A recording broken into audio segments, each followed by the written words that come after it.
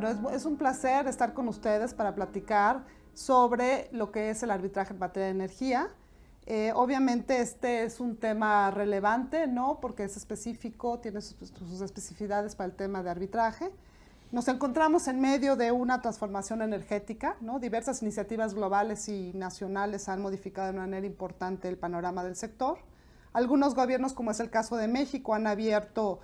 el sector para permitir la participación privada y financiar el progreso del sector con el capital privado.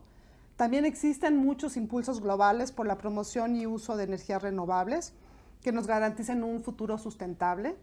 Así, en efecto, fuentes tradicionales de energía, tales como el petróleo, el gas, el carbón y la energía nuclear, han sido complementados por alternativas en expansión, tales como es la energía eólica, solar, biomasa, por mencionar algunas. Estas iniciativas han generado importantes oportunidades de inversión. La transformación ha potenciado las relaciones comerciales entre empresarios, inversores y estados, las cuales son hoy en día más complejas que nunca. Las transacciones involucran una amplia gama de acuerdos industriales que van desde los acuerdos de participación en licitaciones, así como acuerdos de exploración, perforación, explotación, transporte y comercialización. De acuerdo a la Agencia Internacional de Energía, se estima que se requerirá una inversión de 48 trillones de dólares para abastecer las necesidades energéticas del planeta para el año 2035, de lo cual aproximadamente 2/3 partes serán realizadas en economías emergentes. Y sin importar que la mayoría de los recursos son propiedad estatal, la inversión privada es necesaria para poder alcanzar esta meta. Esto a su vez requiere de inversión extranjera y la participación de las empresas internacionales. Así, las inversiones en el sector se caracterizan por involucrar importantes recursos de largo plazo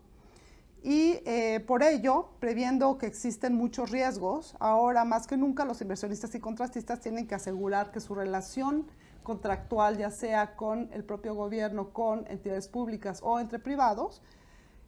tengan los mecanismos claros para poder resolver cualquier controversia que pudiera surgir en el futuro. En el caso de energía, el conocimiento técnico es particularmente importante, por ejemplo, cuando estamos hablando de cuantificación de daños o del establecimiento de contratos de construcción, por ejemplo. Si a todo esto le sumamos que en diversos contratos relacionados con energía, los privados contratan o pactan con entidades públicas, la necesidad de garantizar que la relación opere como fue prevista es muchísimo más importante. La posición de un Estado puede cambiar con el tiempo. Puede pasar de imponer tema de contratos flexibles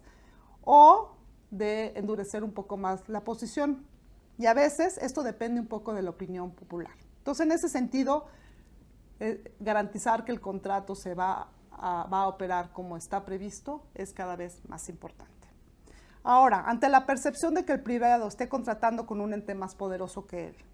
en una jurisdicción distinta y con la posibilidad de que los tribunales tiendan a favorecer la posición de este ente público, el arbitraje se convierte en un factor muy importante de confort, que en muchos casos es indispensable y determinante para que se pueda invertir en el proyecto. En el caso de México, sendas cláusulas de arbitraje están contempladas en instrumentos relacionados con el sector, tanto en manuales operativos como manual de solución de controversias del mercado eléctrico, como contratos de construcción de infraestructura energética, licencias, contratos de producción compartida y otros de suministros de energéticos. Todo ello entraña relaciones de mediano y largo plazo, por lo que es previsible que en el futuro van a surgir más controversias en este tipo de contratos y por lo tanto va a haber más arbitrajes. En este sentido, es muy importante que los inversionistas puedan elegir establecer cláusulas de arbitraje en los contratos. Y bueno, finalmente, lo que es más importante es tener un foro neutral y con todas las ventajas que representa el arbitraje. Aquí vamos a hablar específicamente de cuáles son algunos de los temas que son muy relevantes para el sector de hidrocarburos. Marco va a abundar sobre este tema. Y sobre temas relevantes en el contexto de arbitrajes de contratos relacionados con el sector eléctrico o de acuerdos o de operaciones del sector eléctrico. José Antonio nos va a hacer favor de hablar. Y finalmente, pues hablaré, si existe todavía un poco de tiempo, de por qué también el ICDR es un centro experto y con muchas como una buena sede para poder llevar estos procedimientos. Buenas tardes. Como decía la licenciada Lucía Ojeda, el sector hidrocarburos se abrió en el año 2013 a que los particulares pudieran participar en la exploración y extracción de hidrocarburos junto con las empresas productivas del Estado. En tal sentido, yo platicaré acerca del arbitraje en los contratos de exploración y extracción de hidrocarburo. Y me gustaría comentarles que la actividad petrolera en esta materia se realiza a través de asignaciones que da el Estado a las empresas productivas del Estado, o bien a través de contratos que se licitan a particulares o empresas productivas del Estado, que pueden ser de distintas categorías, que ya los mencionaba Lucía. Uno es el de producción, el de licencia, en donde el licenciatario tiene el derecho exclusivo a disponer del hidrocarburo que extrae de la propia área contractual a cambio de una regalía. Aquí los riesgos de controversia es que tiene todo el riesgo el contratista y puede haber actos de autoridad que afecten. El otro contrato es el de producción compartida, en donde el contratista realiza actividades de exploración y extracción del hidrocarburo en un área contractual, se le reembolsan los costos de exploración y extracción y la producción remanente se distribuye entre el Estado y el contratista. Aquí los riesgos principales es definir los costos recuperables, administrarlos y darle seguimiento y control. El de utilidad compartida, que no se ha utilizado en México, pero que está previsto en la legislación, es igual de producción compartida, con la diferencia de que la producción se hace líquida a través de comercialización y se distribuye entre el Estado y el particular. Lo único es que los riesgos son los mismos que en producción compartida, con la diferencia de que adicionalmente está el riesgo de comercialización. Y finalmente están los contratos de servicios, en los cuales el riesgo es cualquier incumplimiento a las especificaciones técnicas de diseño o de operación de la infraestructura objeto del propio servicio. Creemos que las dificultades en los contratos petroleros están, como ya lo decía también Lucía, en la complejidad y especialidad de los proyectos, en que el contratista hace la actividad petrolera con la supervisión de distintas autoridades con distintas competencias, y en que el Estado es socio, pero a su vez es autoridad, entonces puede haber algún conflicto de interés. De tal manera que recomendamos a los contratistas que tengan sus matrices de riesgos regulatorios, contractuales y legales para tratar de mitigarlos. Ahora bien, por lo que hace al tema del arbitraje en estos contratos, desde la Ley de Hidrocarburos y en la cláusula tipo se establece la posibilidad de resolver cualquier controversia, salvo la resolución administrativa, mediante mecanismos alternativos, entre ellos el arbitraje. Hay una cláusula escalonada donde se establece primero la conciliación por un periodo de 3 meses y después un arbitraje de estricto derecho, que en la ronda 1 de contratos petroleros fue ad hoc, con institución nominadora en la Secretaría General de la Corte Permanente de Arbitraje de La Haya, y después de la ronda 2, esta Secretaría General fue la institución administradora. Las ventajas del arbitraje ad hoc son que puede dar más flexibilidad a las partes porque concilian las reglas, que puede haber reducción de costos, entre comillas, porque no hay una institución administradora, pero hay que tener cuidado, porque ahí puede haber costos subyacentes de arbitrajes largos, de ponerte de acuerdo en los honorarios con los árbitros, etcétera, y que puede tener algo de privacidad. Su gran desventaja, creemos, que es el hecho de que no hay una institución que ayude a un tribunal, a integrar un tribunal arbitral de calidad y que le dé seguimiento a todo el arbitraje. Aquí llamo la atención que el ICDR es un instituto que precisamente en materia energética tiene dentro de su reglamento previstos plazos abreviados que permiten desarrollar el procedimiento en más corto plazo, y que en los últimos años ha desarrollado en los últimos 5 años 189 arbitrajes en energía, y creo que el año pasado cerca de 42, 43 arbitrajes.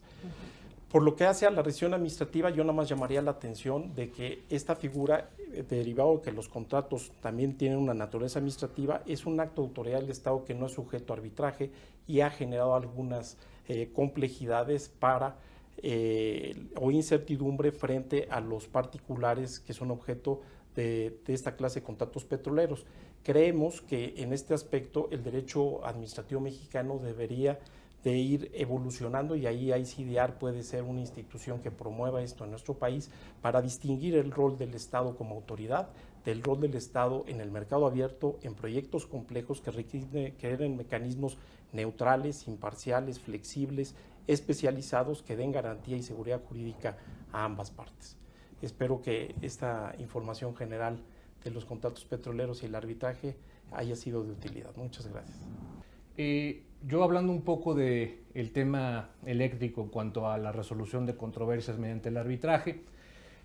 quisiera ir un poco a los antecedentes que hemos tenido en México a través pues, del gran cúmulo de arbitrajes que se empezó a desarrollar entre la Comisión Federal de Electricidad como la empresa estatal mexicana a partir de la figura de los productores externos de energía, en los cuales cada vez, conforme fueron pasando los años, se empezaron a volver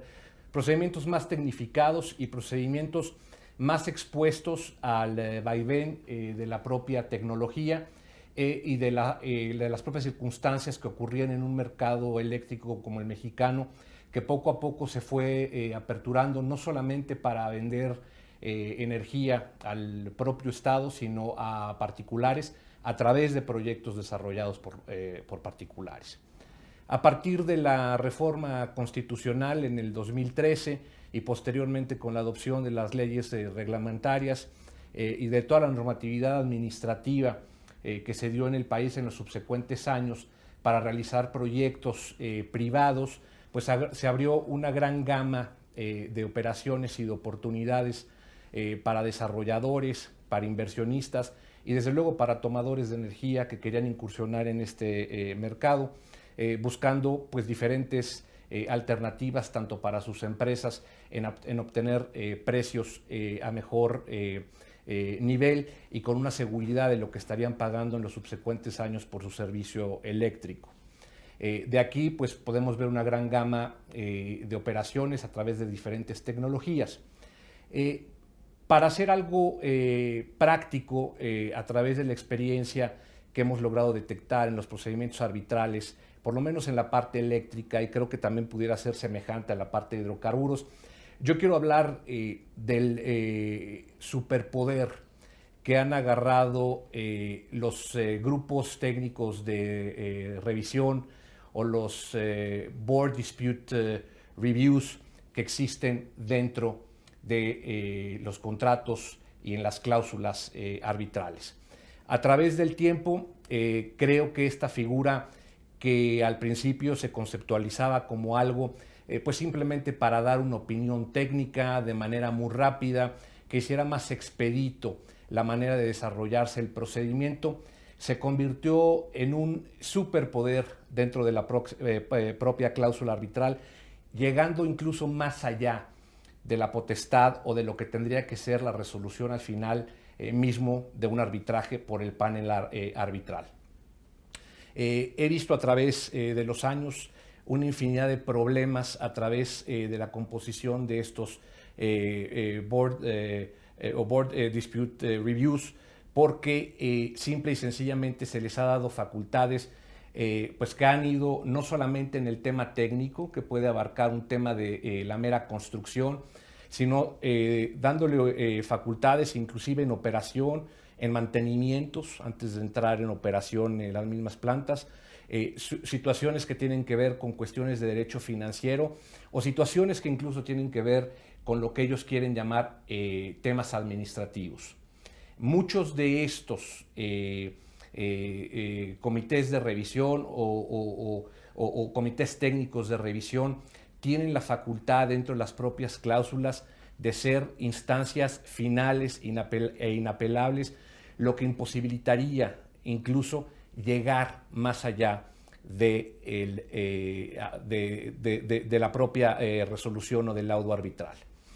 Ante esto, yo lo que propondría es tener mucho cuidado en la manera de redactar qué facultades expresamente se tendrá por este tipo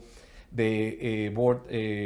boards, pero además exactamente ver qué tipo de candados o qué tipo de provisiones pueden existir para que en algún momento determinado, si se encuentra un error craso o una situación manifiesta que hace pertinente que no se pueda atender a esta situación o a esta resolución del comité técnico como última deliberante, se pueda acceder todavía a tener la posibilidad de que sea directamente el panel arbitral el que lo defina, obviamente con tendencias y con técnicas de la industria, y desde luego también fijar cuáles son las cualidades que tendrán que tener las personas que podrían componer en un momento determinado este tipo de foros de revisión técnicos, porque curiosamente rara vez se establece qué tipo de cualidades estas personas tendrían que tener, estar versadas o probadas en los temas específicamente de la industria. Muchas gracias. Hablando de tema de experiencia, es muy importante encontrar que, por ejemplo, en el caso del ICDR, este cuenta con más de 200 árbitros expertos en materia de competencia y tiene una lista específica. Entonces, es un foro que permite poder abordar estos temas tan complejos que involucra el sector energético. Muchas gracias. Muchas gracias.